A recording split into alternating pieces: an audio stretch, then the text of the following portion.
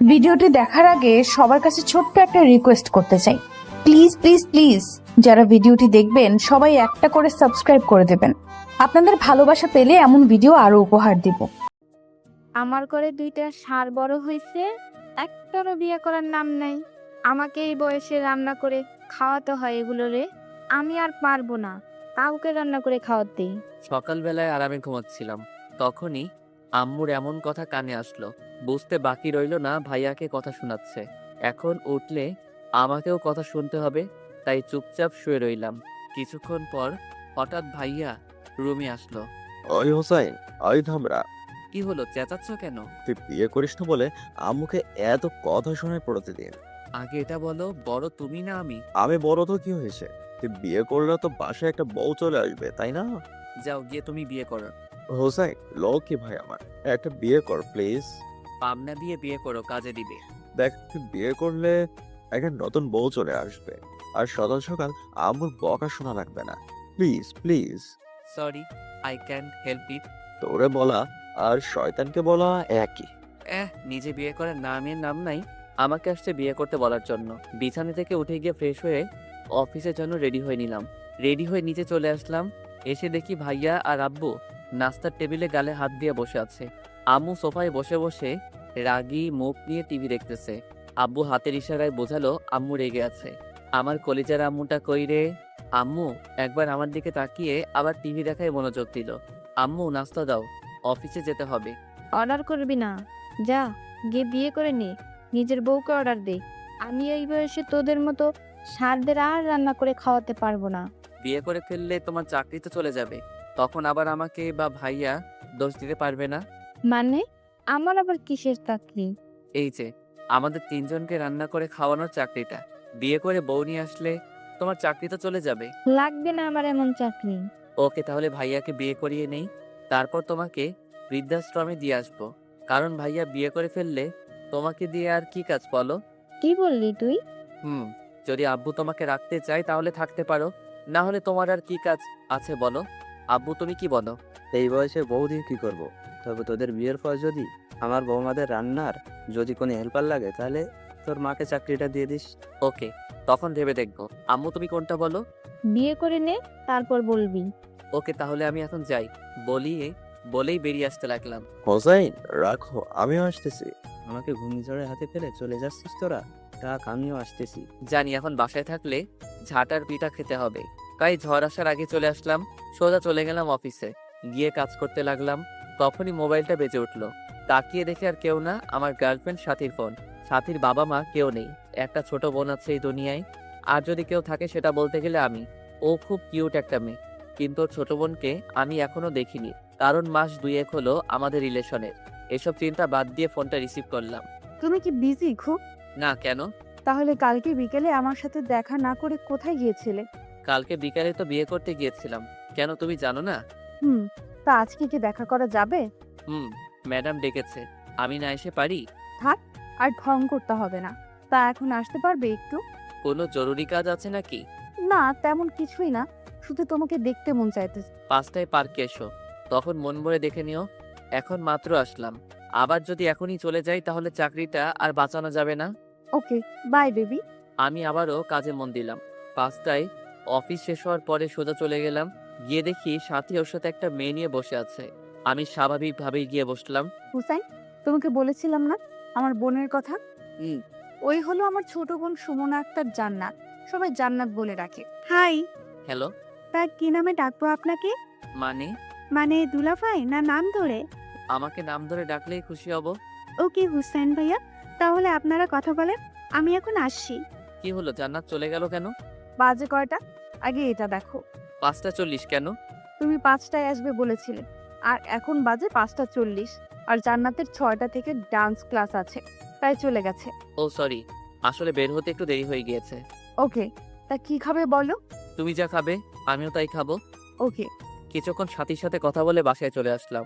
বাসায় আসতেই দেখি ভাইয়া আর আব্বু গালে হাত দিয়ে সোফায় বসে আছে। কি হলো, এভাবে গালে হাত দিয়ে বসে আছো কেন তোমরা? দুইটা ব্যাড নিউজ আছে তাই। তা কি কি শুনি? প্রথমত, আজকে বাসায় কিছুই রান্না হয়নি, মানে না খেয়ে থাকতে হবে। আরেকটা? আমাদের তো পরশুদিন নাকি আসবে, গ্রামে নাকি ঘোরা শেষ, তাই পরশুদিন আসবে। তো কি হয়েছে, কাল থেকে নামাজ পড়া শুরু করে দিব, তাহলেই তো সব সমস্যার সমাধান। তোমরা বসো, আমি ফ্রেশ হয়ে এসে দেখি কি করা যায়। বলেই রুমে চলে আসলাম। রুমে এসে অনলাইনে খাবার অর্ডার করে দিলাম, তারপর ফ্রেশ হতে চলে গেলাম। চলুন আমাদের ফ্যামিলির বাকি পরিচয়টা দিয়ে নেই। অনেকেই ভাবছেন আমার গার্লফ্রেন্ড আছে, তাহলে বাসায় বললেই তো বিয়ে করিয়ে দেয়, সেটা আমিও জানি। কিন্তু সব থেকে বড় সমস্যা হলো দাদু। আসলে আমাদের বংশের নাকি একটা রুলস আছে, প্রেম করে বিয়ে করলে তাকে পরিবার ত্যাগ করতে হবে। আমার ছোট চাচা বিয়ে করেছিল, তাই তাকে পরিবার ত্যাগ করতে হয়েছে সারা জীবনের জন্য। কাকাকে এখনো পর্যন্ত দেখিনি, তার খবর আজও পাইনি। আর পরিবারের যেই এই রুলটা ভাঙবে তাকেই পরিবার ছাড়তে হবে, আর আমি পরিবার ছাড়া বাঁচতে পারবো না। তাই চুপচাপ পড়ে থাকাই ভালো। আসলে কাকাকে দাদু না, দাদা বের করে দিয়েছিল। দাদুর মনটা অনেক নরম। দাদাভাই মাস 6 আগেই মারা গেছে। দাদু বাসায় থাকলে সবাইকে সুন্দর করে চলতে হয়, তাই দাদু আসার আগেই সব ঠিক হয়ে যেতে হবে। আমার আব্বু আম্মু যদিও আমাদের জেনারেশনটাকে বুঝতে পারে, কিন্তু দাদুর উপরে কথা বলার কেউ নেই বাসায়। তাই বাসা ছেড়ে থাকার চেয়ে চুপচাপ বাসায় থাকাই ভালো। ভাবতেছেন এগুলো বললাম কেন? আরে পাঠক পাঠিকারা, আপনারা গল্পের সাথে থাকেন, এগুলো কাজে দেবে, তাই বললাম। চলুন গল্পে ফিরি। ফ্রেশ হয়ে নিচে গিয়ে দেখি এখনো বসে আছে। আম্মুও এখানেই বসা। আব্বুকে ইশারা করলাম আম্মুর রাগটা ভাঙাতে। আব্বু মাথা নেড়ে না বলে দিল। কি আর করার, তাই আমি আম্মুর কাছে গিয়ে কোলে শুয়ে গেলাম। কি হলো, আমার কোলে শুলি কেন?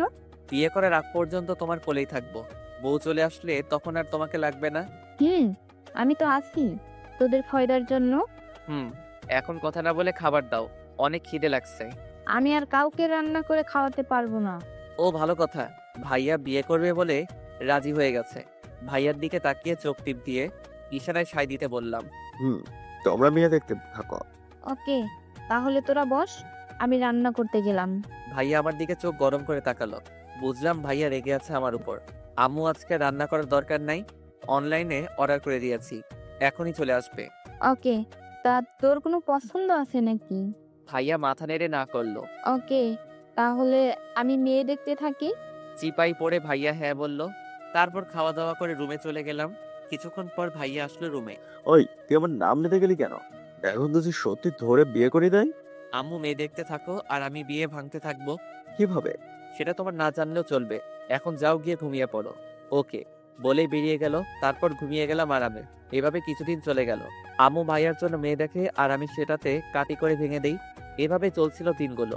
তখনই হঠাৎ একদিন অফিসে বসে কাজ করছিলাম। তখনই দারোয়ান এসে বলে গেল কোম্পানির এমডি স্যার ডাকতেছে। কি আর করার, তাই গেলাম ওনার রুমে। গিয়ে নক করতে ভিতরে আসার অনুমতি দিল। ভিতরে আরো কয়েকজন কলিগ বসে আছে দেখতে পেলাম। স্যার আমায় ডেকেছিলেন? হুসাইন, আসো, এসে বসো। Thanks sir. তো আপনাদের সবাইকে ডাকার কারণটা হলো আপনাদের সবাইকে মাসখানেকের জন্য আমাদের লন্ডনে থাকা অফিসে যেতে হবে। ওইখানে কিছু টেকনিক্যাল সমস্যার কারণে সব স্টাফ চাকরি ছেড়ে চলে গেছে, আর আমার মতে আপনারাই পারবেন ওই অফিসটাকে চালাতে। আমি মাসখানেকের ভিতরে ওইখানের সব সমস্যার সমাধান করে দিতে পারবো, কিন্তু এই 1 মাস আপনারা ওইখানে থেকে আমার অফিসটাকে চালিয়ে নিয়ে যেতে হবে। সো কে কে রাজি আছেন বলবেন একটু? সবাই হাত তুললো, তাই বাধ্য হয়ে আমাকেও তুলতে হয়েছে। ওকে, তাহলে কালকে সবাই নিজেদের পাসপোর্ট এনে জমা দিয়ে দিয়েন, 2 দিন পর ফ্লাইট। তারপর ওই রুম থেকে বেরিয়ে সোজা বাসায় চলে আসলাম। এত তাড়াতাড়ি আসতে দেখে আম্মু জিজ্ঞেস করলো, কি রে, এত তাড়াতাড়ি চলে আসলে যে? এমনি রুমে গিয়ে বসেছিলাম, তখনই সাথীর কল আসলো, তাই রিসিভ করলাম। বলো কি বলবে? তুমি কি টেনশনে আছো? হালকা। তা আজকে দেখা করতে পারবে একটু? না, আজকে একটু বিজি আছি, কালকে বিকালে দেখা করব। ওকে, বাই বেবি। রাতে সবাইকে বিদেশে যাওয়ার কথা বললে সবাই রাজি হয়ে গেল, তাই আমিও কিছুদিন ঘুরে আসার সিদ্ধান্ত নিয়ে নিলাম। পরের দিন অফিসে যাওয়ার পর সবকিছু ঠিকঠাক করে দিল। বিকালে সবকিছু নিয়ে পার্কে গেলাম। গিয়ে দেখি সাথী বসে আছে, তাই আমিও গিয়ে পাশে বসে গেলাম। কি হলো, এত চিন্তিত দেখাচ্ছে কেন? সাথী হাতে পেপারগুলো ধরিয়ে দিলাম। সাথী সেগুলো খুলে দেখতে লাগলো। এগুলো দেখে সাথী হঠাৎ হেসে ওঠে। কি হলো, এভাবে হাসছো কেন? এটাতে মন খারাপের কি আছে? যাও গিয়ে ঘুরে আসো, আর আমাকে মনে রেখো, তাহলেই হবে। তোমাকে মনে না রাখলে কাকে রাখবো বলো? সেটা দেখা যাবে। এখন কি করবে বলো? তুমি বলো কি করব? চলো আজকে একটু ঘোরাফেরা করি, কারণ থেকে 1 মাস তো আর পাবো না তোমাকে। ওকে চলো। সাথীকে নিয়ে ডিনার করে ওর থেকে বিদায় নিয়ে চলে আসলাম। প্রতিদিনের মতো ওই দিনও ভাইয়ার সাথে কিছুক্ষণ কথা বলে ঘুমিয়ে গেলাম। ঘুম থেকে উঠে দেখি রেডি হওয়ার টাইম হয়ে গেছে, তাই ফ্রেশ হয়ে নিচে চলে আসলাম। সবার থেকে বিদায় নিয়ে চলে আসলাম এয়ারপোর্টে। এসে দেখি সাথী দাঁড়িয়ে আছে। কি হলো, তুমি এখানে কেন? তোমাকে দেখার জন্য আসলাম। সাথীর চোখের কোণে পানি টলমল করতেছে, ভালোভাবে কথা বলতে পারতেছে না। আরে বোকা, আমি চলে আসবো তো বললাম, কাদার কি আছে? কই, তাদের না তো। আচ্ছা এখন আসি, চেকিং এর টাইম হয়ে গেছে। ভালো থেকো আর নিজের খেয়াল রেখো। ওকে। তারপর চলে গেলাম এয়ারপোর্টের ভিতরে, রওনা দিলাম এক অচেনা জায়গায়। এখানে এসে আবার সেই কাজে বিজি হয়ে গেলাম। সারাদিন শেষে বাসায় আর সাথীর সাথে কথা বলিনি। এভাবে কেটে গেল 25 দিন। রাতে মোবাইল টিপতেছিলাম, তখনই ভাইয়া কল দিল, তাই রিসিভ করলাম। একটা গুড নিউজ আছে। কি গুড নিউজ? একটা মেয়েকে আজ পছন্দ হয়ে গিয়েছে। তাই নাকি? কে মেয়েটা? তুই আয়, তারপর বলবো। ওকে। তারপর ভাইয়াকে নিয়ে মজা করতে লাগলাম। হঠাৎ ভাইয়া আম্মুর সাথে কথা বলতে বলল, কি আর করার তাই দিতে বললাম। আম্মু বলো কি বলবে? তুই আসবি কবে? 15 তারিখে। কেন? মানে আর 2 দিন পর কেন? তাহলে 17 তারিখে তোর ভাইয়ের বিয়ের তারিখ রেখে দেই। কোনটা বলিস? কি এত তাড়াতাড়ি? 100টা মেয়ে দেখার পর একটা মেয়ে পছন্দ হয়েছে, এটাতেও যদি লেট করি তাহলে দেখা যাবে এটাও ভেঙে গেছে। আমি তো কালকেই বিয়ে পড়িয়ে দিতাম, শুধু তুই নেই বলেই করাইনি। তুই 15 তারিখে আসলে 17 তারিখে বিয়ে, এটাই ফাইনাল। ওইদিকে আমি 2 দিন পার হওয়ার অপেক্ষা করতেছিলাম, আর এদিকে বাড়িতে ঝড়ের বেগে বিয়ের প্রস্তুতি নিচ্ছে। যাক, আজকে লাস্ট অফিস, কালকেই ফিরে যাব দেশে। ভাবতে কেমন লাগতেছিল।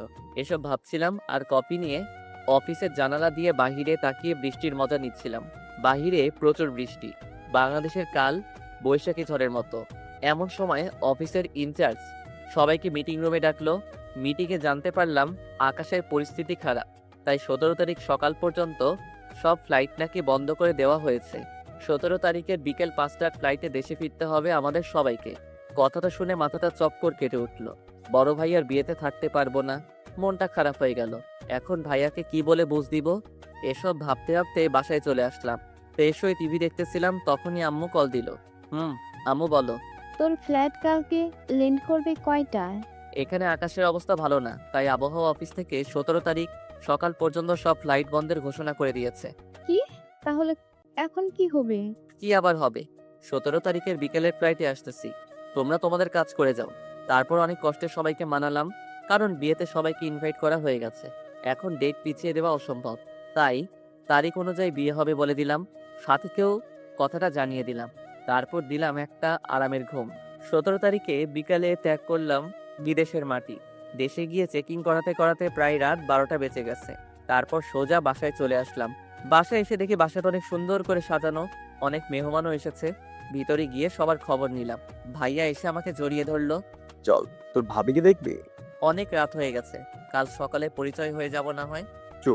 আয়, তোর মতামত জানবো বলে বসে আছি। কেন? আম্মু আর দাদু বলছে তোর বউ পছন্দ হবে না, এটা নিয়ে বাজি লেগে বসে আছি। কিসের বাজি?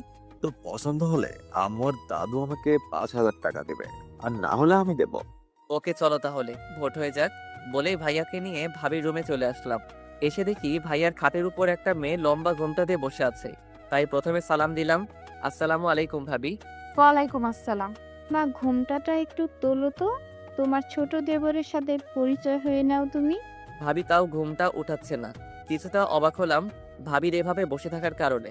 অবশেষে দাদি গিয়ে আস্তে করে ভাবির মুখের কাপড়টা তুলে দিল। ভাবির মুখের ঘোমটা তুলতে আমি 1000 ভোল্টেজের শক খেলাম।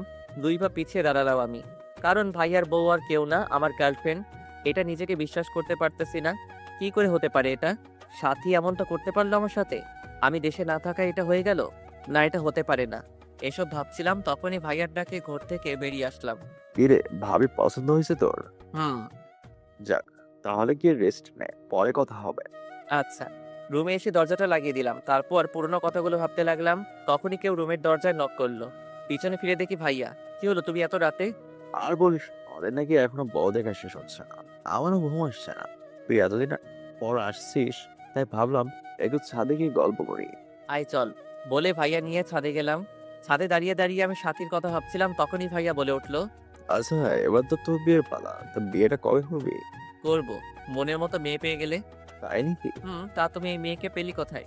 তোকে একটা কথা বলবো, এটা আবার যেন তুই দাদুকে শুনিস না। বলবো না, বল। ভাইয়া যেটা বললো সেটা শোনার জন্য আমি মোটেও প্রস্তুত ছিলাম না। শোন, সাথীকে, ও তোর ভাবির নাম সাথী। এবার শোন, সাথীকে 3 মাস ধরে একজন আরেকজনকে ভালোবাসি। কি? এটা শুনে আরেকটা শক খেলাম। আমার বিয়ের হুম, আমার বিয়ের জন্য মেয়ে দেখছিল যখন, তখন আমি একটা ঘটককে কিছু টাকা দিয়ে সাথীকে বিয়ের প্রস্তাব পাঠাই। তারপর আর কি, যা হবার তার তো হয়েই গেল। এখন আমার ভালোবাসার মানুষটাই আমার বউ। এবার বলো কেমন খেললাম খেলটা? সুপার। কিন্তু তুই যে আগে থেকে প্রেম করতি, আমাকে একবারও বললি না। পাগল, এই কথা যদি ভুলেও লিক হতো তাহলে দাদু আমাকে বাড়ি ছাড়া করতো। ও, তাহলে শেষমেশ বিয়েটা করেই ফেললি? হুম, এমন চান্স মিস করে কেউ? কংগ্রেস। কিরে তোরা দুইজন কি করছিস এত রাতে এখান? এই তো হোসেনের সাথে গল্প করছি। বৌমা রুমে একা একা, যা নিচে যা। আর হুসাইন, তোকে খাওয়ার জন্য তোর আম্মু ডাকতেছে। ভাইয়া যাও, নিচে যাও। আচ্ছা, তুই খেতে যাবি না? তুমি যাও, আমি একটু পরে আসতেছি। বাতাসটা ভালোই লাগতেছে। ওকে। এতক্ষণ চোখের পানিগুলো আটকে রেখেছিলাম, কিন্তু এখন আর পারিনি। পুরনো সব কথা মনে পড়তে লাগলো, আর চোখের পানি পড়তে লাগলো। তখনই ভাইয়ার বলার কথাটা মনে পড়ে গেল। ওদের মাঝে 3 মাস ধরে রিলেশন। কি করে হতে পারে? তাহলে আমার সাথেও 3 মাস ধরে রিলেশন কি করে হতে পারে?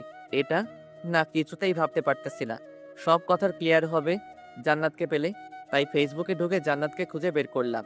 জান্নাত শুধু ফেসবুকেই অ্যাড আছে, এমনিতে নাম্বার নেই আমার কাছে। তারপর অ্যাক্টিভ পেয়ে কল দিলাম। রিং হওয়ার কিছুক্ষণ পরে জান্নাত ফোন ধরলো। কি খবর জান্নাত, কেমন আছো? এই তো ভালো ভাইয়া, আপনি কেমন আছেন? এই তো ভালো। তা তোমার আপু কই? আপুর তো বিয়ে হয়ে গেছে, আপনি জানেন না? জানি। তা তুমি কোথায় এখন? দুলাভাইদের বাড়িতে। আমার সাথে একটু দেখা করতে পারবে? কখন? কালকে ভোর সকাল 5টায়। এত সকালে কিভাবে বের হবো বাসা থেকে? তোমাকে বাসা থেকে বের হতে হবে না। সকালে আমাকে মেসেজ দিও, তারপর বলবো তোমাকে কোথায় আসতে হবে। বলেই ফোনটা কেটে দিলাম। টেনশনে কান্নাও আসতেছে না। আগে সবকিছু ক্লিয়ার হতে হবে, তার আগে কিছুই বলা যাবে না। তারপর নিচে গিয়ে ফ্রেশ হয়ে খাওয়া দাওয়া করে শুয়ে শুয়ে ভাবতে লাগলাম, সাথী কেন করলো এরকম। এসব ভাবতে ভাবতে কখন যে ঘুমিয়ে গেলাম তা মনে নেই। ঘুম ভাঙলো ফোনের আওয়াজে। তাকিয়ে দেখি জান্নাতের কল। তাই উঠে তাড়াতাড়ি কলটা রিসিভ করলাম। ভাইয়া, ঘুমাইতেছেন নাকি? না, বলো কি বলবে? আপনি না বললেন কি বলবেন? ও, তা তুমি একটু কষ্ট করে তোমার দুলাভাইয়ের বাসার ছাদে আসো। কেন? কথা আছে, আসো তাড়াতাড়ি। বলেই ফোনটা কেটে দিলাম। কিছুক্ষণ পর হঠাৎ রুম থেকে কারোর পায়ের শব্দ পেলাম। বুঝতে পারলাম জান্নাত ছাদে যাচ্ছে। তাই দেরি না করে আমিও মুখটা ধুয়ে ওর যাওয়ার কিছুক্ষণ পর আমিও ছাদে উঠলাম। জান্নাত নিচের দিকে তাকিয়ে আছে ছাদের রেলিং ধরে। হয়তো কেউ নিচ থেকে উপরে উঠে কিনা তা দেখতেছে। তাই আমি গিয়ে আস্তে করে ওর কাঁধে হাত রাখতেই ও কেঁপে উঠে পিছনের দিক ফিরে। আরে ভাইয়া, আপনি আসলেন কখন? এই তো এখনই। ও, তা কিসের জন্য ডেকেছিলেন? তোমাকে কিছু কথা জিজ্ঞেস করার জন্য। বলুন। আচ্ছা, তোমার আপু তোমাকে আমার সম্পর্কে কি বলেছে? আপনি নাকি আপুর সাথে রিলেশন রাখতে চান না বলে ব্রেকআপ করিয়েছিলেন। তারপর নাকি আপনি দেশের বাইরে চলে গেছেন। তারপর আপু ঠিক করলো বিয়ে করবে। তারপর আর কি, সব নিমিষেই হয়ে গেল। ও, আচ্ছা, আপনি আমার আপুকে এভাবে ধোঁকা দিলেন কেন? কে কাকে ধোকা দিয়েছে সেটাই তো বুঝতে পারতেছি না। মানে? সেটা তুমি বুঝবে না। তা তোমার দুলাভাইরা কয় ভাই? শুনেছি 2 ভাই। ও, তা তোমার দুলাভাই কি ছোট না বড়? পরিবারের নাকি বড় ছেলে। ও, তা তোমার দুলাভাইয়ের ছোট ভাইকে কখনো দেখেছো? না, শুনেছি গত রাতে নাকি ফিরছে, কিন্তু সারাদিন অনেক ক্লান্ত থাকায় ঘুমিয়ে গিয়েছিলাম, তাই আর দেখা হয়নি। ও, তাহলে সকালে নাস্তার টেবিলে তো নিশ্চয়ই দেখা হবে, তাই না? কি জানি। ও হ্যাঁ, আরেকটা কথা, সকালে নাস্তার পরে আবার এখানেই আসবে। আর নাস্তার টেবিলে যা দেখবে তা চুপচাপ শুধু হজম করবে। কি বলেছি বুঝেছো? মানে? মানে নাস্তার টেবিলে কি হয় তা শুধু দেখবে, আর নাস্তা করার পর এখানে আসবে, বুঝেছো? এখন যাও। আচ্ছা। আমি নিজেই বুঝতেছি না কি হচ্ছে আমার সাথে, মাথাটা ঘুরতেছে আমার। রুমে গিয়ে ফ্রেশ হয়ে নিলাম। তারপর বসে বসে আবার ভাবতে লাগলাম, কি হচ্ছে আমার সাথে, বা কেনই হচ্ছে আমার সাথে। সাথী কি আমার উপর প্রতিশোধ নিতে চাইতেছে নাকি অন্য কিছু? সাথী কি জানতো না যে আমার ভাইয়া ওর স্বামী? না, এটা হতে পারে না, কারণ আমি আমাদের বাসার সবার ছবি ওকে দেখিয়েছি। তাহলে ও এমনটা করলো কেন? সাথী ভাইয়ার সাথেও 3 মাস ধরে রিলেশন চালাচ্ছে, আবার আমার সাথেও। এটা হয় কি করে? এসব চিন্তা করতে করতে কখন সে নাস্তার সময় হয়ে গেল তা নিজেও জানি না। হঠাৎ আম্মুর ডাকে ঘোর কাটলো আমার। তাকিয়ে দেখে আম্মু দরজার সামনে দাঁড়িয়ে। কি রে, তুই এভাবে মন মরা হয়ে বসে বসে কি ভাবছিস? আম্মুকে কিছু একটা না বললে আম্মু সব বুঝে ফেলবে, তাই বলে দিলাম, এই যে ভাইয়া বিয়ে করে ফেলেছে, এটা নিয়ে মন খারাপ। কেন? বিয়ে করায় মন খারাপের কি আছে? এই যে ভাইয়া বিয়ে করায় এখন সকাল সকাল তোমার ওয়াজটা শুনতে পাই না, এটা ভেবেই মনটা খারাপ হয়ে আছে। দূর পাগল, আয় খেয়ে যা। সবাই তোর জন্য অপেক্ষা করছে। তুমি যাও, আমি আসতেছি। ওকে। আমি মুখটা ধুয়ে নিজেকে স্বাভাবিক করে নিচে চলে গেলাম। নিচে এসে দেখি সবাই নাস্তার টেবিলে বসে গল্প করতেছে, আর সাথে কিচেনে আম্মুর সাথে আর জান্নাত মাথা নিচের দিক দিয়ে মোবাইল টিপতেছে। ভাইয়া দেখতেই আমাকে ডাক দিল। আরে হোসাইন, আয় আয়, তোর জন্য অপেক্ষা করছিলাম। আমি মাথা নেড়ে বললাম, আর সাথীর চেহারা রিয়াকশনটা দেখতে লাগলাম। সাথী স্বাভাবিকভাবেই ওর কাজ করে যাচ্ছে, আর এদিকে জান্নাত আমাকে দেখতেই চোখগুলো টিউবলাইট হয়ে গেল। আমি গিয়ে জান্নাতের পাশে বসে গেলাম। জান্নাত চোখ বড় বড় করে আমার দিকে তাকিয়ে আছে।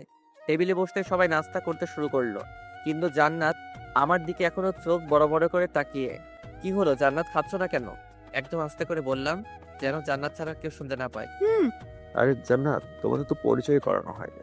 জান্নাত ও আমার ছোট ভাই হোসাইন, আর হোসাইন ও হলো জান্নাত তোর ভাবির একমাত্র ছোট বোন। হাই। হ্যালো। খাওয়া দাওয়া শেষ করে আমি ছাদে দাঁড়িয়েছিলাম, তখনই পিছন থেকে কেউ কাশলো। তাকিয়ে আমি অবাক হয়ে গেলাম। পিছনে ফিরতেই দেখি সাথী। তাই স্বাভাবিক হয়ে বললাম, আরে ভাবি, আপনি এখানে? একটু ছাদে আসলাম তোমার ভাইয়ার সাথে। তাকে দেখি ভাইয়াও আসছে। ও, তাহলে তোমরা থাকো, আমি আসি। ইরে, কোথায় যাচ্ছিস? নিজে যাচ্ছি। আসলে কখন যে আবার চলে যাচ্ছিস? আসছিলাম, কিন্তু তোমাদের রোমান্সের সময় বাধা দিয়ে লাভ নেই। ধুর পোকা, আয়। থাক, আর পাম দিতে হবে না। এনজয় বস। ভাইয়াকে কিছু বুঝতে দিলাম না, কারণ এসবে ভাইয়াকে জড়িয়ে লাভ নেই। যা হবে তা আমি নিজেই দেখে নিব। এসব ভাবতে ভাবতে রুমে চলে আসলাম। এসে রুমে ঢুকে দাঁড়িয়ে ভাবতে লাগলাম সবকিছু। হঠাৎ কারো পায়েলের আওয়াজ পেলাম। তাকে দেখি জান্নাত ছাদের দিকে যাচ্ছে, তাই ডাক দিলাম, জান্নাত কোথায় যাও? আপনি না বললেন সাথে যেতে, তাই সাথে যাচ্ছি। ছাদে যাওয়ার দরকার নেই, এদিকে আসো। এটা কি আপনার রুম? রুমটা নজর বুলিয়ে দেখতে লাগলো। আচ্ছা, কি হচ্ছে এসব? আমি তো কিছুই বুঝতেছি না। আমি নিজেই বুঝতেছি না তোমাকে কি বলবো। আপনি আপুকে ছেড়ে দিয়েছেন, তারপর আপু আপনার ভাইয়াকে বিয়ে করে ফেলেছে। কি হচ্ছে এসব? তুমি কিছু জানো এরকমটা করার কারণটা কি? না ভাইয়া, আমি তো এসবের কিছুই জানি না। তবে আপু যে কোনো কিছু করতে চাইতেছে এটা আন্দাজ করতে পারতেছি। কিন্তু কেন করবে এসব? আপনি আপুকে ধোঁকা দিয়েছেন, তাই এসব আপনার উপর প্রতিশোধ নিতে চাচ্ছে না তো?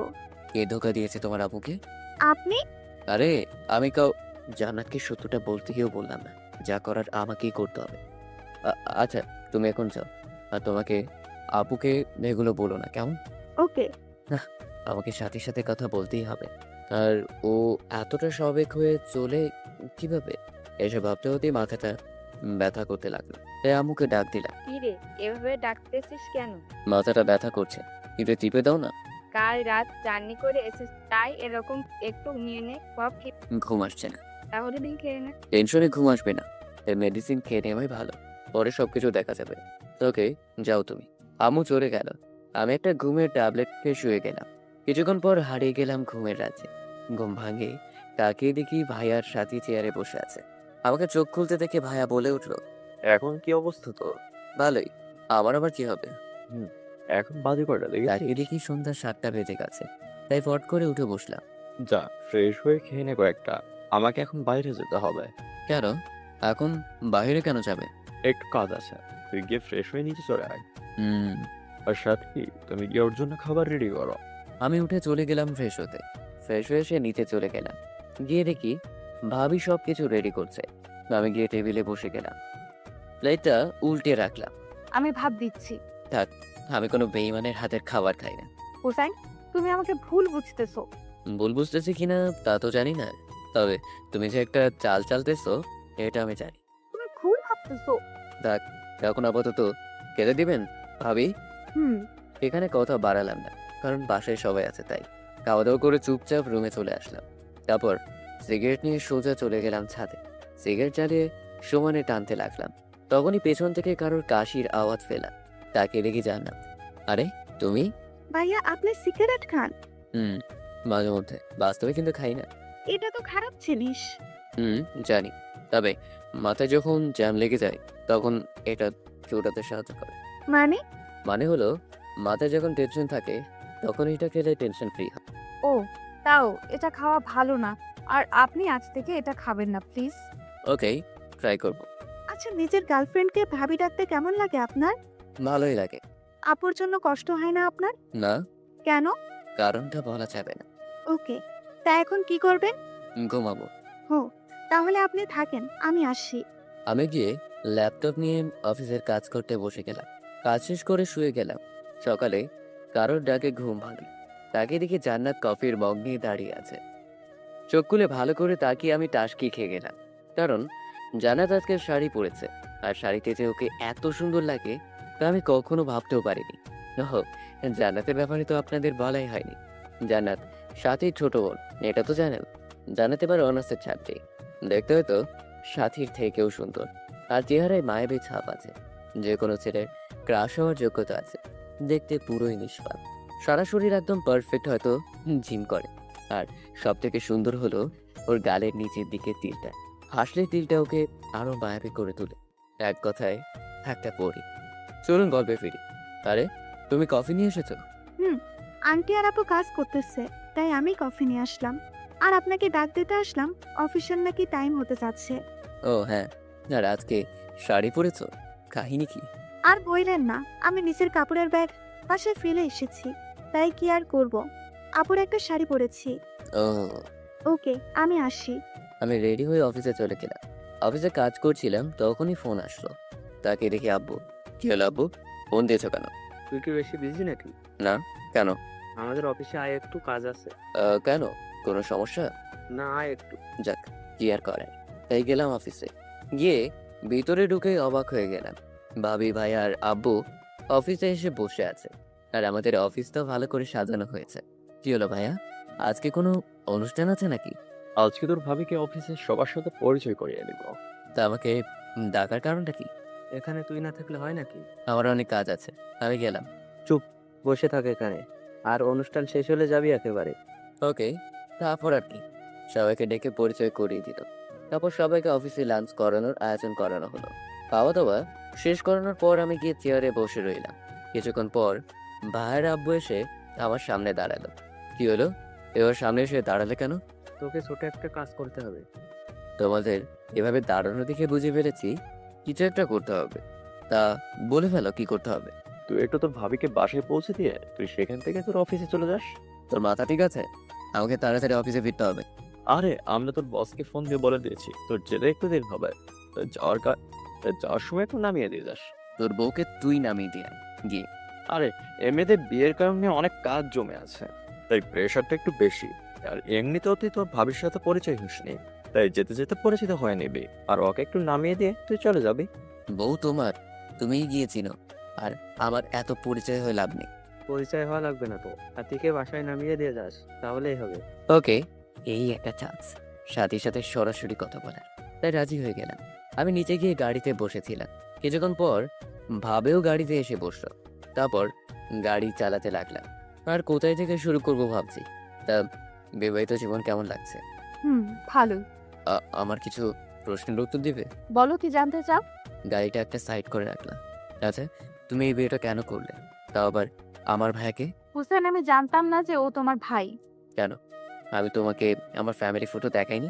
আর তুমি তো আমার ভাইকে আগেও দেখেছো। আমরা যে ব্যাচেলার পার্টিটা দিয়েছিলাম, তখন সবার সাথেই তো ভাইয়ের পরিচয় করিয়ে দিয়েছিলাম। আর ওখানে তো তুমিও ছিলে, তাই না? কিন্তু তখনকার কথা তো মনে ছিল না। আর বিয়েটা হঠাৎ করে হয়ে যাওয়ায় এত কিছু ভাবার সময় পাই নাই। বিয়েটা তাড়াতাড়ি হয়ে গেছে? কয়েকদিনে কি হয়ে গেল আমি কিছুই বুঝতে পারিনি। ও, তা তুমি আমাকে তো বলতে পারতে। এমনকি বিয়ের আগের দিন রাতেও আমি তোমার সাথে কথা বলেছি, তাই না? আমি তোমাকে কিভাবে বলবো এটা নিয়ে অনেক টেনশনে ছিলাম। ও, তুমি আমাকে কথাটা বলতে পারছিলে না, বা কি কথাটাই না শোনালে? দেখো, আমি না চাইতেও সবকিছু হয়ে গেছে। আমি কিছুই জানতাম না, বিশ্বাস করো। বিশ্বাস? তাও তোমাকে? অসম্ভব। হুসেন, আমি চেয়েছিলাম তোমাকে, কিন্তু আমি পারিনি। সাথে প্লিজ এইসব মিথ্যা কথা বলা বন্ধ কর। আমি মিথ্যা বলতেছি, এটা তোমার কেন মনে হলো? কারণ আমি সবই জানি সাথী, সো আমাকে মিথ্যা বলে লাভ নেই। মানে? আচ্ছা, আমাকে কিছু প্রশ্নের উত্তর দিবে সাথী, প্লিজ? বলো। আচ্ছা, তুমি ভাইয়াকে বিয়েটা করতে না করলে না কেন? বললে না কেন তুমি অন্য কাউকে ভালোবাসো? আমি বলতে চেয়েছিলাম, কিন্তু পারিনি তখন। বিশ্বাস করো আমাকে হুসেন। বলতে পারোনি কেন, সেটাই তো জানতে চাইছি। আমি নিজেও জানি না তখন কেন যে বলতে পারিনি। দেখো সাথী, অনেক মিথ্যে বলেছো। আর বলো না প্লিজ, এখন তো সত্যিটা বলো প্লিজ। কিসের সত্যি বলবো? তুমি কেন করেছো এসব? আর আমাদের ভাইদের সাথেই কেন করছো? আমি আবার কি করলাম? হায়রে, ভোলা চেহারা জানো না কি করেছো? না, আমাকে বলে দিতে হবে। বলো, আমি শুনি। আচ্ছা, তোমাদের বিয়ের দিন রাতে আমি ভাইয়ের সাথে কথা বলেছিলাম। তখন ভাই আমাকে বলেছিল তোমাদের নাকি লাভ ম্যারেজ। সাথী মাথাটা নামিয়ে ফেললো। কি যেন ভাবতে লাগলো। তুমি ভাইয়ের সাথেও রিলেশন করেছো, আবার আমার সাথেও। প্লিজ একটু বলবে কেন এসব করেছো? কি দোষ ছিল আমার? যেভাবে ঠকালে আর কি মজা পেলে এটা করে? কেন খেলেছিলে আমার মনটা নিয়ে? তুমি একবার বললেও না বিয়েটা করে ফেললে। তা আবার আমার ভাইকেই কি এমন কারণ যার জন্য তুমি এমনটা করছো? কেন করছো এসব? কি লাভ হবে তোমার, বলবে একটু? লাভ নেই এখানে, তবে আমার মনের জ্বালাটা মিটবে। মানে? তোকে তো আমি বোকা মনে করেছিলাম, কিন্তু তুই তো দেখি মহা চালাক। আমার সবকিছু 2 দিনেই বের করে ফেলেছিস। আমি চেয়েছিলাম কেউ জানার আগে তোদেরকে ফকির বানিয়ে ছেড়ে দেব, কিন্তু আফসোস তুই জেনে গেলি। মানে কি সাথী? আর তুমি আমাকে তুই বা তোকারি করছো কেন? আর কে তুমি? আমাদের ফকির বানাতে চাইছো? ও সরি, আমি আগে আমার পরিচয়টা দিয়ে নিই। আমি সাথী সরকার, পিতা ফারহান সরকার। আর আমি এতিম না, আমার বাবা মা আছে। মানে তুমি আমার ছোট চাচার মেয়ে? হুম, আমি তোমার ছোট চাচার মেয়ে। তাহলে তো ভালোই। তা তুমি আমাদের ক্ষতি করতে চাইছো কেন? কারণ তোরা আমাদের অনেক বড় ক্ষতি করছে, তাই আমি তোদের সবাইকে রাস্তায় আনবো। আমরা তোমাদের কি ক্ষতি করেছি? কি ক্ষতি করনি তাই বলো। ছোট থেকে আমরা দাদা দাদুর আদর পাইনি, আর সব থেকে বড় কথা হলো আমার আব্বু আম্মুকে তোমরা সবাই মিলে অপমান করে বাসা থেকে বের করে দিয়েছো। দেখো, তখন তো আর আমরা ছিলাম না। আর যা করেছে দাদা করেছে, এটা আমাদের কি করার আছে? তোমাদের বংশের নাকি একটা রীতি আছে, প্রেম করলে বাসা থেকে বের করে দেয়। আর আমার বাবা প্রেম করে বিয়ে করেছিল, তাই ওনাকে বাবা মা থাকতেও এতিম হয়ে চলতে হয়েছে। বাবাকে আমি এখনো কাঁদতে দেখি, তাই আমি ঠিক করেছি তোদের পরিবারকে আমি রাস্তায় নামাবো। কেন? তোদের বংশের নাম আমি মাটিতে মিশিয়ে দেব, আর কোনো বাবাকে কাঁদতে দিব না। দেখো, এসবের পিছনে তো আমাদের তো হাত নেই। এই দাদার শাস্তি তুমি আমাদের দিচ্ছ কেন? তোদের রাস্তায় দেখলেই আমার শান্তি হবে। কিন্তু আমি তো তা করতে দিব না। তুই শুধু চুপচাপ দেখবি, কিন্তু কিছুই বলতে পারবি না। আমি সেই ব্যবস্থাও করব। আমি যদি আজকে বাসার সবাইকে তোমার আসল চেহারাটা ধরিয়ে দিই? পারবি না, কারণ তুই জানিস যে এটা করলে সবাই আমাকে বাসা থেকে বের করে দিবে। আর তোর ভাই আমাকে যে পরিমাণ ভালোবাসে, সেও চলে আসবে আমার সাথে সবকিছু ভুলে। হুম, তাও ঠিক। তা ভাইকে বল দিলে?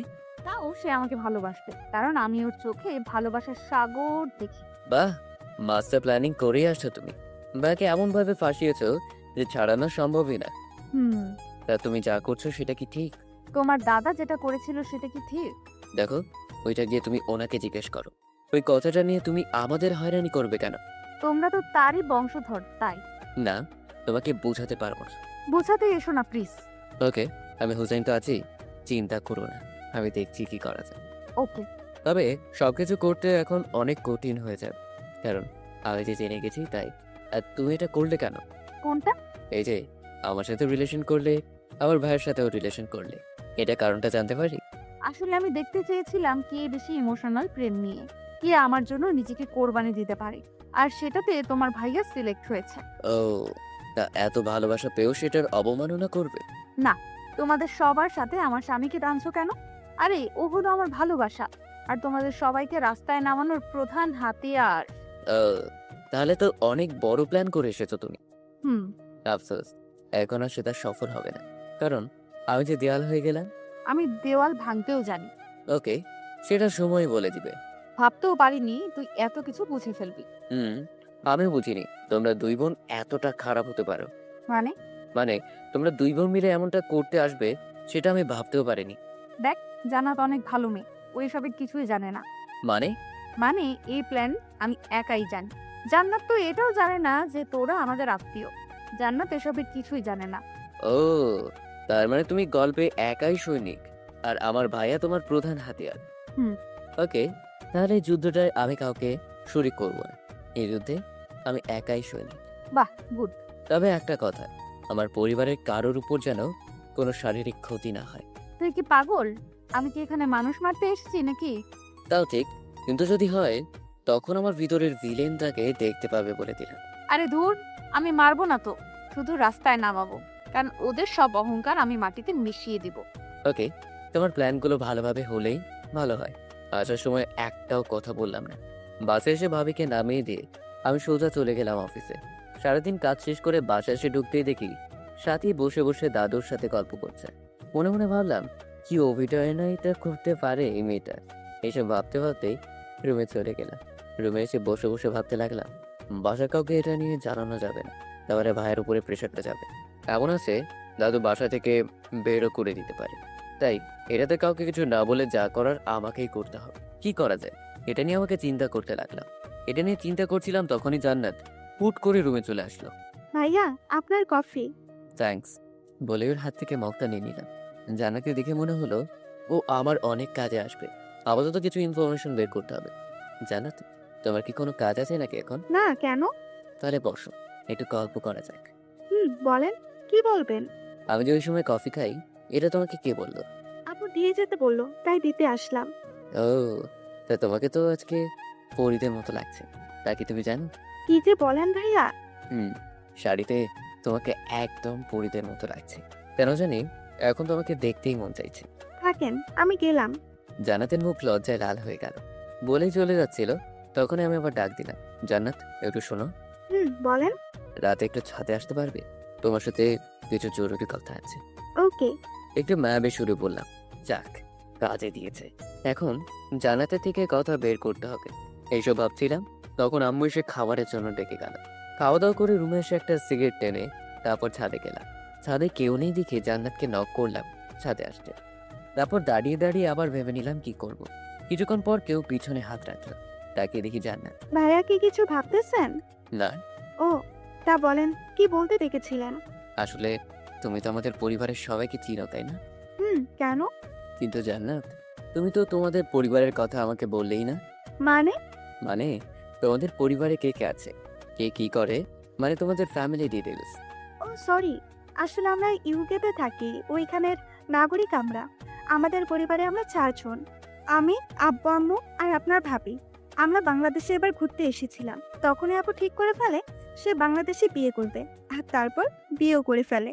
তোমার আব্বু আম্মু বিয়েতে আসেনি কেন? আসলে ইদানিং ব্যবসায় অনেক সমস্যা হচ্ছে, তাই আপু এখন বাসার কাউকেই জানায়নি যে সে বিয়ে করতেছে। ব্যবসার সব সমস্যা মিটে গেল আপু আম্মুকে জানিয়ে দেবে, আর আপাতত আমাকেও বলতে না করেছে।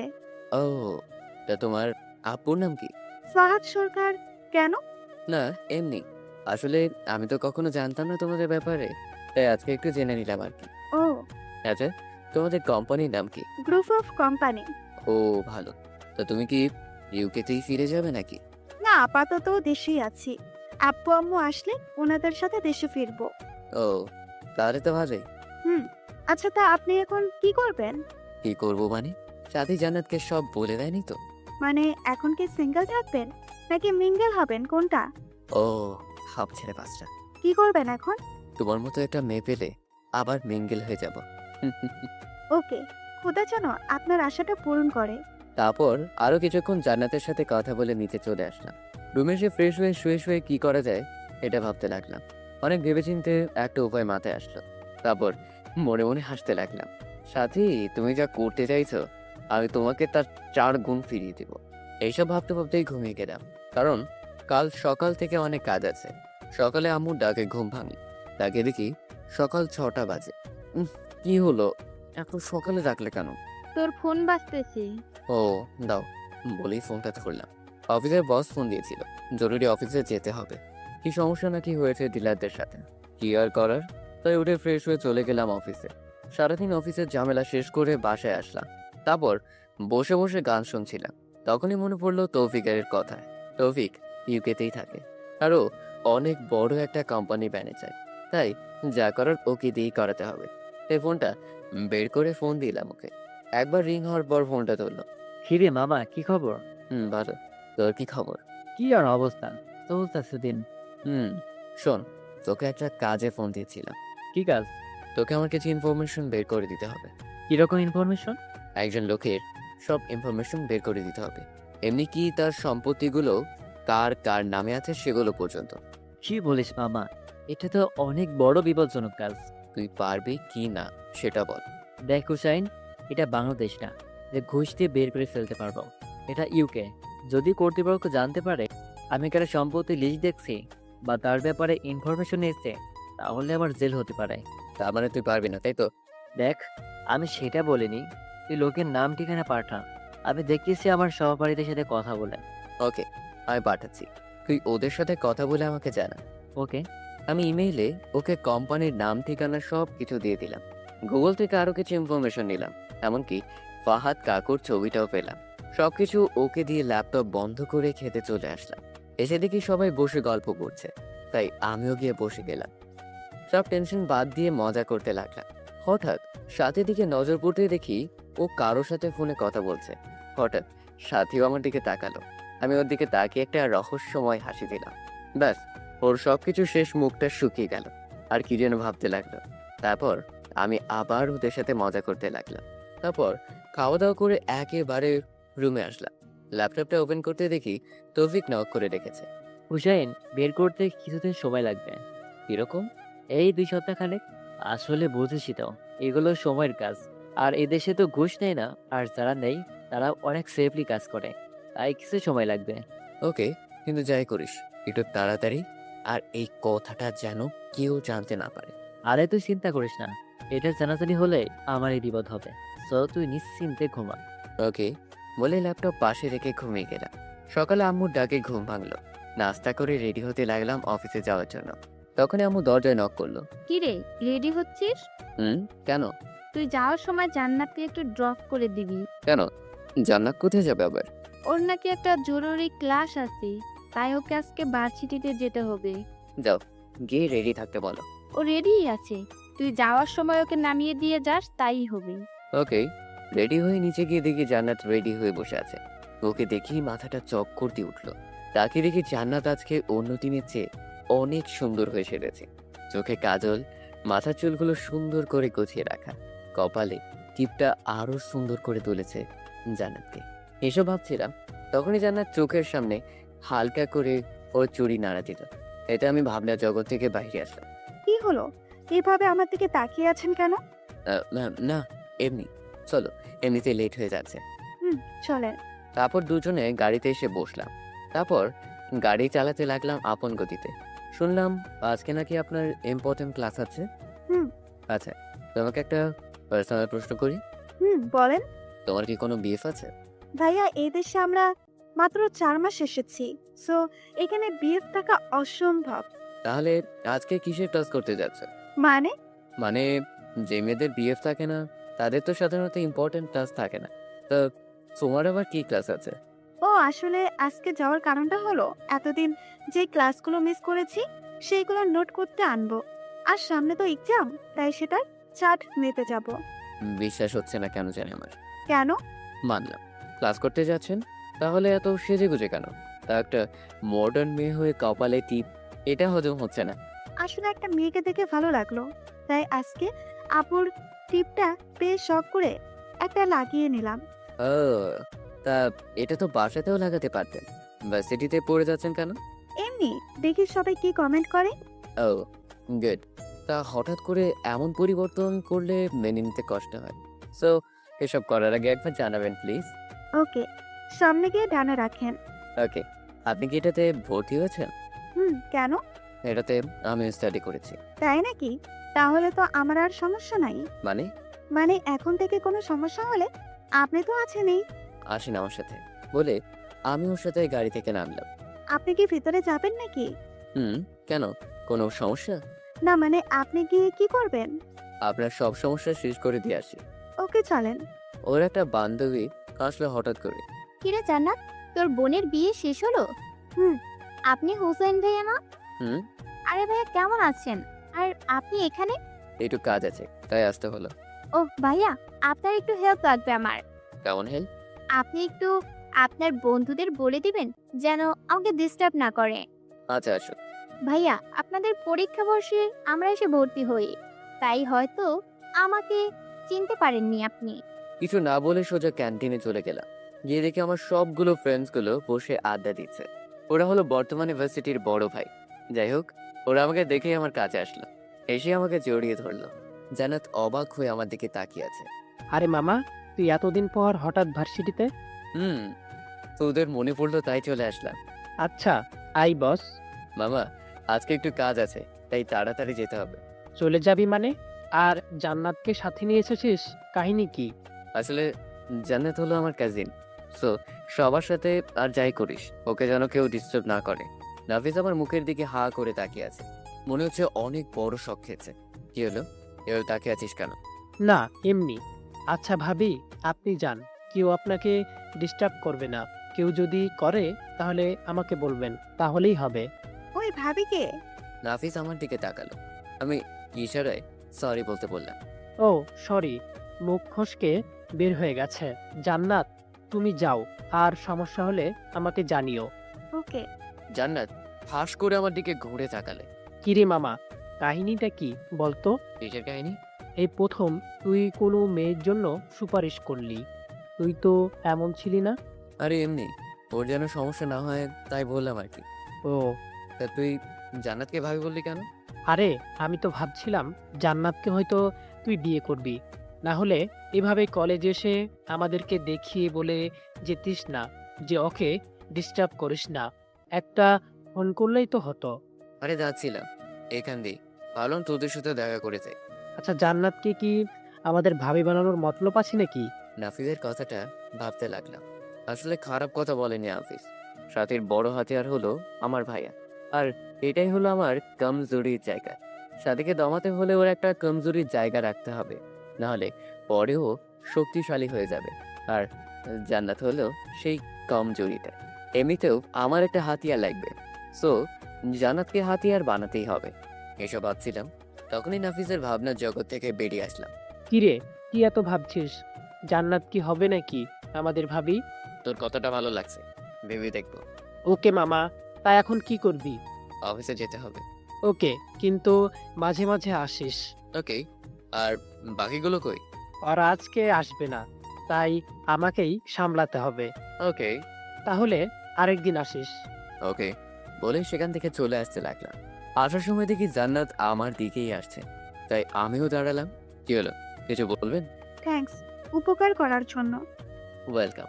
আচ্ছা এখন যাই, না হলে অফিসের জন্য লেট হয়ে যাবে। ওকে, কিন্তু বিকেলে যাওয়ার সময় নিয়ে যাবেন। ওকে আসি বলে সেখান থেকে চলে আসলাম। সারাদিন অফিস শেষ করে বাসায় আসার সময় জান্নাতকে আনতে গেলাম। গিয়ে ফোন দেওয়ার পর জান্নাত নিচে নেমে আসলো, কোনো কথা না বলে গাড়িতে উঠে বসে গেল। কেমন কাটলো আজকে? ভালোই। আপনাকে নাকের আগায় রাগ লেগে আছে কেন? এমনি। কেউ কিছু বলেছে? না, তাহলে ভাবে রাগ করে আছেন কেন? এমনি। আচ্ছা, রাগটা কি আমার উপর নাকি অন্য কারোর উপর? আপনার উপর। ও, তাহলে তো আর সমস্যা নেই। ওই, আপনি আগে কি কলেজে র্যাগিং এর লিডার ছিলেন? না, কে বলেছে আপনাকে? মিথ্যে বলেন কেন? আপনার ব্যাপারে আজকে সব জেনেছি আমি। কি জেনেছেন? এই ভার্সিটিতে গিয়ে কি কি কাজ করতেন, কি করতাম? এই মেয়েদের র্যাগ দিতেন, সব স্যার ম্যাডাম আপনাকে ভয় পেত, যাকে মন চাইতো তাকেই মারতেন, আরো অনেক কিছু। ওই সময় রাজনীতি করতাম, হ্যাঁ একটু করতাম আর কি, কিন্তু এগুলো আপনাকে কে বলেছে? কে বলেছে সেটা আপনাকে বলতে যাবো কেন? আমার এত গুণ গাইলো, তাকে দেখবো না একবার? দেখতে হবে না। আরে ওই সময়ের কথা বাদ দেন, এখন তো এসব ছেড়ে দিয়ে ভালো হয়ে গেছি তাই না? তা ঠিক। আপনার কপালে টিপটা কোথায়? ফেলে দিয়েছি। কেন? নষ্ট হয়ে গেছে তাই। ও, তবে টিপার শাড়ি পরলে আপনাকে অসুন্দর সুন্দর লাগে। তাই নাকি? তাহলে আজকে রাতে পরে ট্রাই করব। কোনটা বলেন? এটা আপনার ইচ্ছে। ওকে। কথা বলতে বলতে বাসায় চলে আসলাম। তারপর গাড়িটা পার্ক করে ভিতরে আসলাম। এসে দেখি ভাইয়া ওরাও চলে এসেছে, আর দাদু সবাইকে নিয়ে গল্প করছে। কিরে, আজকে এত তাড়াতাড়ি চলে আসলি? মাথাটা ব্যথা করছে তাই চলে আসছি। ও, তা মেডিসিন খেয়েছিলি? আম্মু, তুমি একটু এসে মাথাটা টিপে দিয়ে যাও তো। তুই গিয়ে ফ্রেশ হ, আমি আসতেছি। ওকে বলে উপরে চলে গেলাম। রুমে গিয়ে শাওয়ার নিয়ে এসে খাটে শুয়ে রইলাম। কিছুক্ষণ পর আম্মু এসে মাথাটা টিপে দিয়ে গেল। তারপর হালকা কিছুক্ষণ ঘুমিয়ে নিলাম। হঠাৎ তার ওটাকে ঘুম ভাঙলো।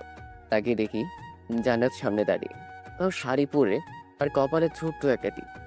মনে হচ্ছিল কোন এক পরী আমার সামনে দাঁড়িয়ে আছে আর মুচকে মুচকে হাসছে। ওই, আপনার ঘুম ভাঙছে? কেন? এত কষ্ট করে পড়ছি আর আপনি নাকি এখানে পড়ে ঘুমাচ্ছেন? সরি, মাথাটা একটু ব্যথা করছিল তাই আর কি একটু ঘুমিয়েছিলাম। কি অবস্থা? ভালোই। আজকে সবাই প্ল্যান করতেছে বাইরে ডিনার করবে, কোনটা বলে? ভালোই। তাহলে আর কি উঠে রেডি হয়ে নেন, না হলে আন্টি এসে ডাক দিয়ে রেডি হতে পাঠাবে। কিছু না বলে একটা মুচকি হাসি দিয়ে উঠে চলে গেলাম ওয়াশরুমে।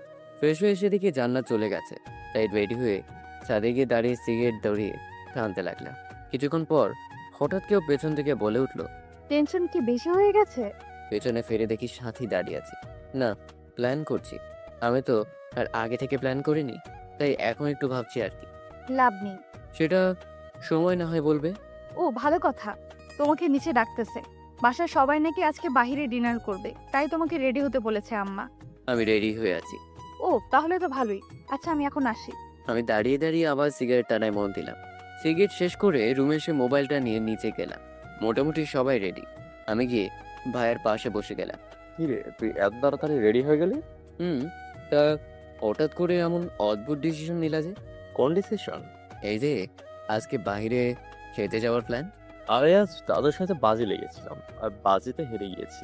তাই শর্ত অনুযায়ী সবাই মিলে আজ বাইরে খেতে যাব। কিসের বাজি? আমি বলেছি তোর ভাবির হাতের রান্নার স্বাদ ভালো না, আর দাদু বলেছে থাক, আর বলতে হবে না, আমি বুঝে গেছি। আচ্ছা, তোমাদের কি আর কাজ নেই এসব বাজি লাগা ছাড়া? আছে, কিন্তু সেগুলো শেষ। মনে মনে ভাবতে লাগলাম, আরো মাথায় উঠাও বড় বকি। তারপর যখন আছাড়টা দিবে না, তখন বুঝবে কত ধানে কত চাল। আর দাদুর উপর রাগটা উঠতেছে। কি দরকার এত আদর করার? বুড়ির জামাইয়ের কারণে আজকে এই সমস্যাটায় পড়তে হয়েছে। কিরে হোসাইন, কি এত ভাবতেছিস? বাস আসলে সেটা কিভাবে নিব? কি? না কিছু না, আব্বুর সাথে কথা বলছিলাম, তখনই কিরে, কি করবি না? ও ভাইয়া তুমি? তা কি করবি না বলতেছিলি? ভাবি জিজ্ঞেস করছিল বিয়ে করবো কিনা। আমি বললাম সময় হলে করবো না। ও, তা আজ কি তোর অফিস আছে নাকি? কেন? শুক্রবারেও অফিস করা শুরু করলি নাকি? আজকে শুক্রবার। ফ্রেশ হয়ে নিচে আই, সবাই একসাথে নাস্তা করবো। তোমরা যাও, আমি আসছি। বলে উঠে ফ্রেশ হতে চলে গেলাম। ফ্রেশ হয়ে এসে রেডি হচ্ছিলাম, তখনই মোবাইলটা টুং করে উঠলো। মোবাইল নিয়ে তাকিয়ে দেখি সাজ্জাদ টেক্সট দিয়ে রেখেছে। ভাইয়া আজকে রাত 8টায় মুজিবনগর পার্কে চলে আসবেন। ওকে বলে মোবাইলটা রেখে দিলাম। তারপর রেডি হয়ে নিচে চলে গেলাম। গিয়ে দেখি সবাই বসে আছে। ও আসছিস, আয় বস এখানে। বলে আব্বুর পাশে বসে গেলাম। শুনলাম তুই নাকি কোন মেয়েকে পছন্দ করিস, তাকে এসে আছে একজন, সময় হলে বলবো।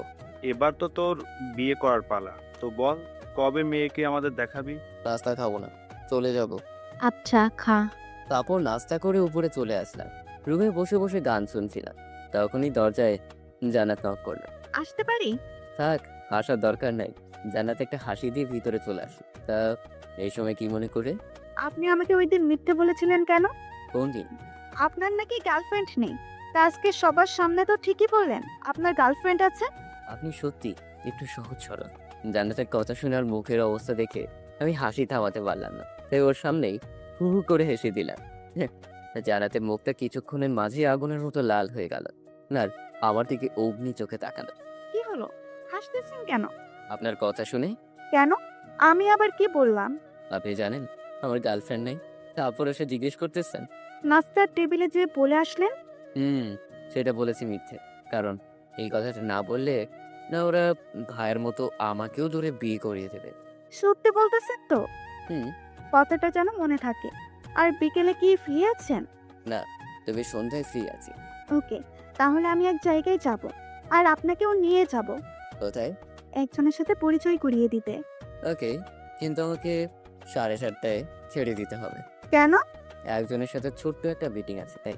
ওকে। আমি আবার গান শুনে মন দিলাম। সারাদিন শেষ হয়ে গেল। সন্ধ্যায় রেডি হয়ে নিচে গিয়ে দেখি দাঁড়িয়ে আছে হালকা মেকআপে। মেয়েটাকে অনেক সুন্দর লাগছিল। আসেন। তারপর জান্নাতের বলা অনুযায়ী গাড়ি চালাতে লাগলাম। কোথায় যাচ্ছি?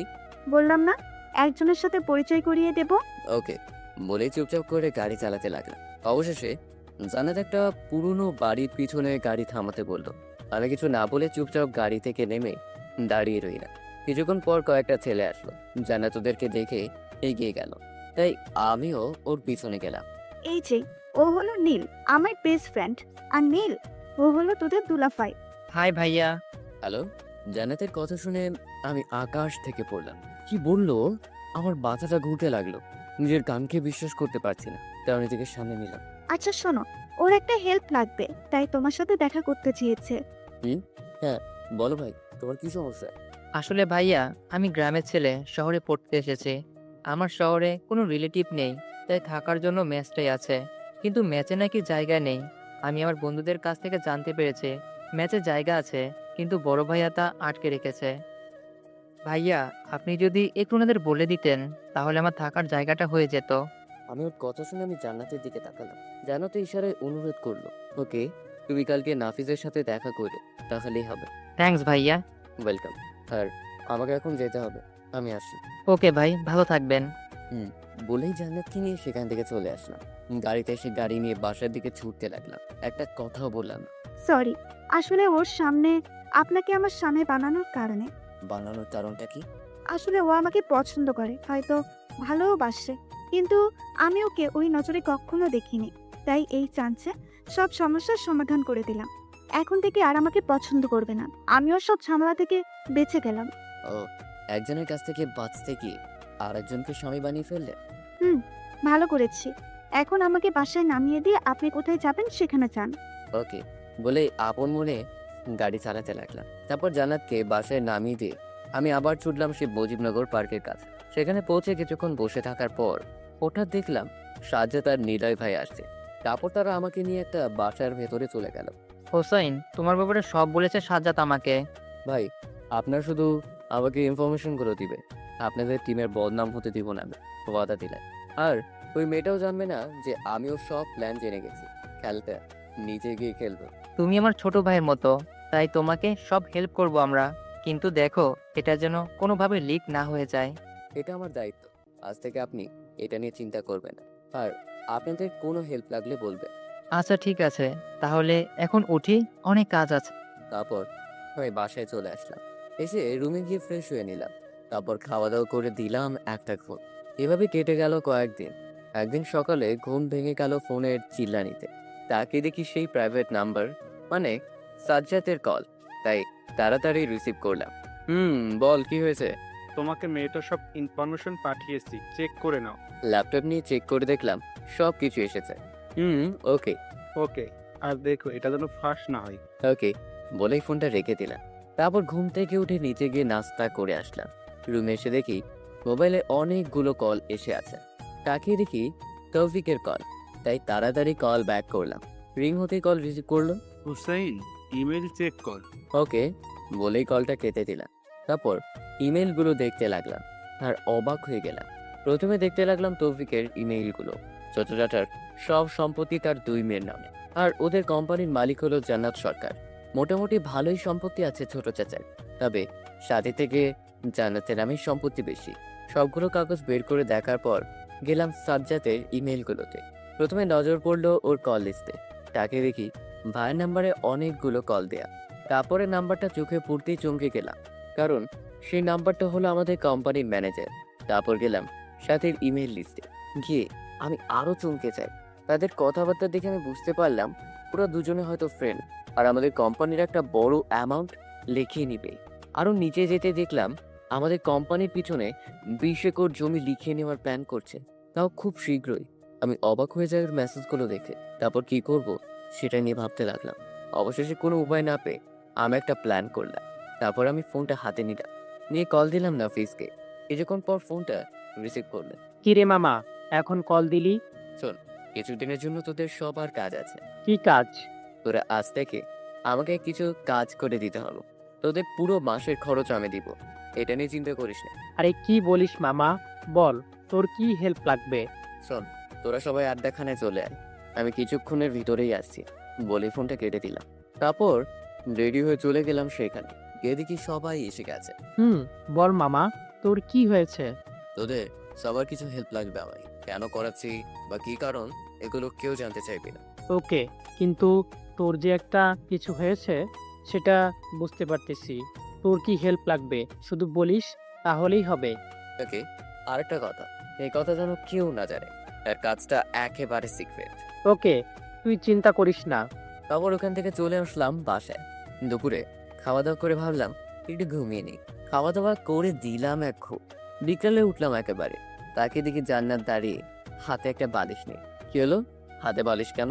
আপনাকে দিতে এসেছি। কেন, ওই সুতার কাজ শিখেছি, আর তাই আজকে একটা বালিশে আর্ট করেছি, তাই প্রথমটা আপনাকে দিতে এসেছি। দেখি কি আর্ট করেছেন। বালিশটা হাতে নিয়ে নিলাম। তাকে দেখি প্রথমে একটা লাভ আঁকা, তার ভেতরে আমার নামটা সুন্দর করে লেখা। ধন্যবাদ। ধন্যবাদ দিলে হবে না, এত কষ্ট করেছি তার জন্য ট্রিট লাগবে। ওকে, বলে কবে ট্রিট নেবে? একটু পরে বাইরে যাব, আমি তখনই নেব। কিন্তু আমার তো কাজ আছে। আপনি না হয় যাওয়ার সময় টাকা নিয়ে যাই। কি? যান, লাগবে না আপনার ট্রিট। আচ্ছা দেখি যাওয়া যায় কিনা। দেখি না, উঠে গিয়ে ফ্রেশ হয়ে নিন, তারপর দুজনে একসাথে বের হব। ওকে, হালকা হাসি দিয়ে বললাম। কাপড় উঠে চলে গেলাম ফ্রেশ হতে। ফ্রেশ হয়েছে রেডি হয়ে চলে গেলাম নিচে। জান্নাতকে নিয়ে চলে গেলাম একটা রেস্টুরেন্টে। তারপর খাওয়া দাওয়া করে বাসায় চলে আসলাম। রুমে এসে ফ্রেশ হয়ে ফোন দিলাম নাফিসকে। ফোনটা রিসিভ করলো। বল মামা। কাল সকালে একজনকে কিডন্যাপ করতে হবে। তাকে? আমাদের কোম্পানির ম্যানেজারকে।